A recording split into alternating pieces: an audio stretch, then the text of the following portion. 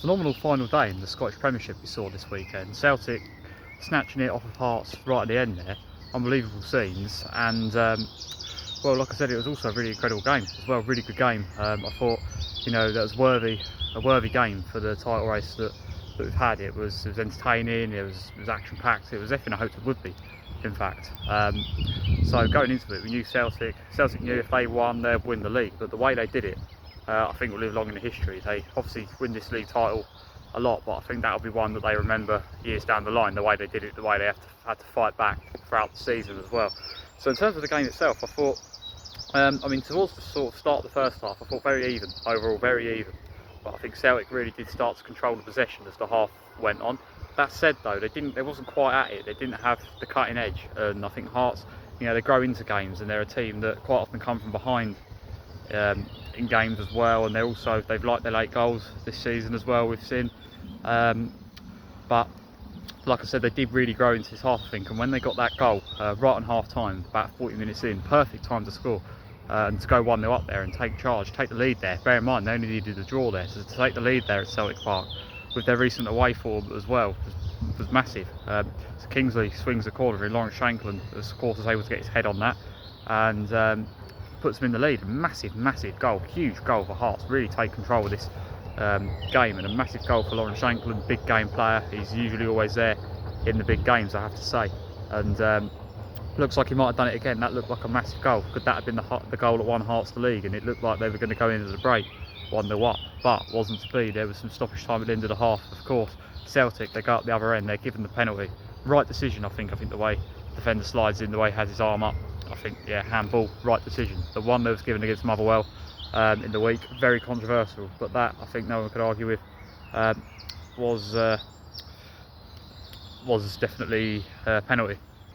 Engels is always very good from the penalty spot, very good record from the penalty spot. I didn't think he'd have missed, but at the start of it looked like he might have done it. It looked like the keeper could have had it, to be fair, but no, it goes in. They take the lead. They get the equaliser right on half time again, big, because it looked like Hearts were going into the break. That just given Celtic the wake up they needed. I think the Hearts goal really opened the game up, but I think Celtic did need to wake up a bit, and I think that given them what they needed. From there, they gained a lot of confidence and momentum. Although they still needed to score, Hearts were still, in theory, in a very good position going into that second half. They had the draw that they needed. They could just hold out. Well, as the second half went on, I think Celtic, they really started to gain control. Towards the start of the half, I thought Hearts had a few chances, could have got themselves in front. But the more and more the game went on, the more and more Celtic started to step it up. Hearts didn't really have a reply to it. Something needed to change, and it didn't. And they kept going at them, and I just thought, this goal's coming in a minute. I just couldn't see them holding on any longer. I mean, even around sort of 70 odd minutes, they're still just hanging on, Hearts. And I think, are they going to last the full game? I'm not sure here.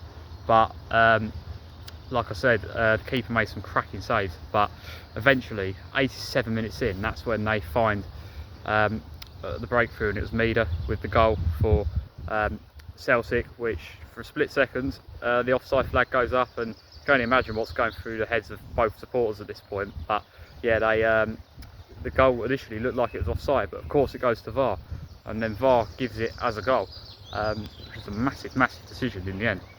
So it's very late on, and it'll be difficult then for Hearts to get back into it. Still though, going into the stoppage time, you knew that even an equaliser could do it. There was time added on. I think it was 6 minutes. Yeah, they had the time to maybe even get one, and they pushed forward. They pushed everyone forward as they had to do. There was no point leaving anyone back. Everyone come forward, including the goalkeeper, and that's when obviously Celtic break forward and are able to kill the game off. We see that a lot when keepers push forward, but they didn't really have a choice, to be perfectly honest. And ultimately they do win the league. Celtic did the final whistle even go. All the fans went on the pitch. It was a bit chaotic at the end. It was kicking off a bit. It's kicking off a bit in the game as well. Just after Celtic went in front, it looked like Shankland was going to get himself sent off. But yeah, in the end, I mean, it was obviously 3-1 win for Celtic on the final day there. They got the win they needed. I did wonder if Hearts would find a way, because they just seemed to. Particularly in the home games, they always found a way to. Well, it was good at home this season. Even in the games they wasn't quite at home, they always found a way to get a winner. But the away form's been the problem. Let's be honest. I mean, I think in the last 9, they've had 1 away win, and that was a 10-men Hibs in the derby.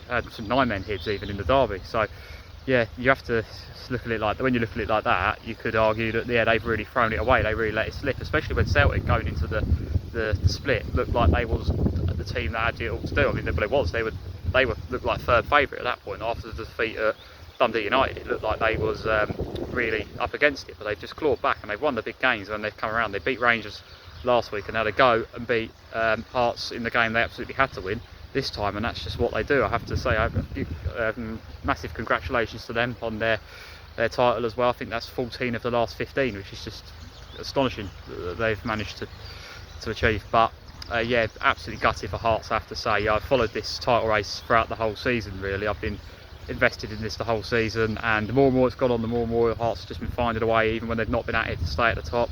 Started so strongly and they found a way of staying there, but it's just having to come crashing down in the final minutes of the final day, the final 5 minutes of the season. They'll be absolutely gutted, and they've really got a feel for them. And it's a tough one to take that, but in over 40 years now, with no one else winning it but Rangers and Celtic, from a mutual perspective, I mean, it's a shame. I mean, if everyone but Celtic, I mean, I thought, you know, it would be good to see someone else win that for Scottish football, but you know, you can't fault Celtic. They've really fought back. I mean, the decision against Motherwell to get the penalty right at the end, which had a major impact on the title race, controversial, but the reality was, when it mattered yesterday, they've shown up. And you could also argue as well that even with that, Hearts should have had it sewn up. They've had these away games, they've had to drop points at Livingstone, at Kilmarnock, so you know, they'll look back at it and they'll regret it. And I think they did let it slip, to be honest. Towards the end of the season, with that away form was the real problem. Home form was so strong, but the away form just wasn't right towards the end of the season, to be perfectly honest. And I'd be so disappointed in the way it slipped right at the end. I am absolutely gutted for them. I mean, it's like many years ago, they let it slip on the final day. A very famous game where they ended up getting beat by Dundee, and Celtic had to score 5 goals, and they did. They won 5-0 and they lost it like that. It feels somewhat similar, the way it slipped apart right at the end for them. Celtic, though, probably the better team, to be fair, over the 90 minutes there, it's fair to say. But yeah, absolutely gutted for Hearts. But congratulations to Celtic, because the way they fought back this season has been very impressive. When they looked dead and buried, O'Neill has done a brilliant job. He's just found a way. They've just found a way again. And this has been the toughest one I think they've had in a long time, this title race. But they did it in the end. They got over the line. Elsewhere in the league, Rangers, just briefly on Rangers, who have played a part in this title race. If they had not had this slip right at the end, this 4-game losing streak, they would have. They obviously got the win on the final day, but before that they lost the first 4 playoff games, and then if they hadn't had that awful run, they could have been in the picture on the final day as well. But when the big games against Rangers and against Celtic and Hearts come along, they didn't show up. They had the other defeats in there as well, so disappointing finish for what has been a very good season. I thought overall, they looked very good under Rowley, and I hope he stays, because I think he really is building something there. I mean, the amount of goals they've scored there, something unusual's happened with Rangers. They finished third and they're fair way off the top in the end, but they've actually ended with the best goal difference, I believe, and joint with Hearts in the end, I think it was, and the best scored the most goals as well. So unusual there, but certainly got a lot of attacking quality, and they looked on the best form going into the split as well. So they'll be disappointed with that, but you know, I think going into next season, I think things look a lot better from what they have in recent years for Rangers. Elsewhere in the league, we've seen Falkirk. Congratulations to the top 6 finish. Fantastic first season. The Scottish Premierships, Motherwell and Hibs, both decent. 4th and 5th. Motherwell in particular, I've been very impressive this season. I think they've really performed. At one point, they wasn't far off the top 2 and 3 as well. Been very impressed with them this season. We've also seen what is unusual, St Mirren in the playoffs. Have to go through the playoffs now. They've been so good over recent years, but they're going to have to go into the playoffs.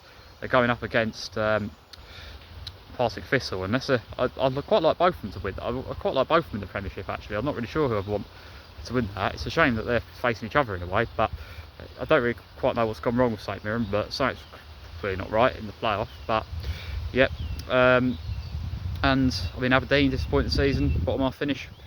About it, really. It's about all I can say about this. But the talk on the final day, all that there really was to play for was that title race, and well, Celtic, they really did show up for that, so fair play to them. Now, over this coming week, this next weekend coming up, we've got all EFL playoff games are coming up, so I'll be doing predictions for them, so look out for that over this coming week. Hope everyone enjoyed, and I'll see you again in the next one.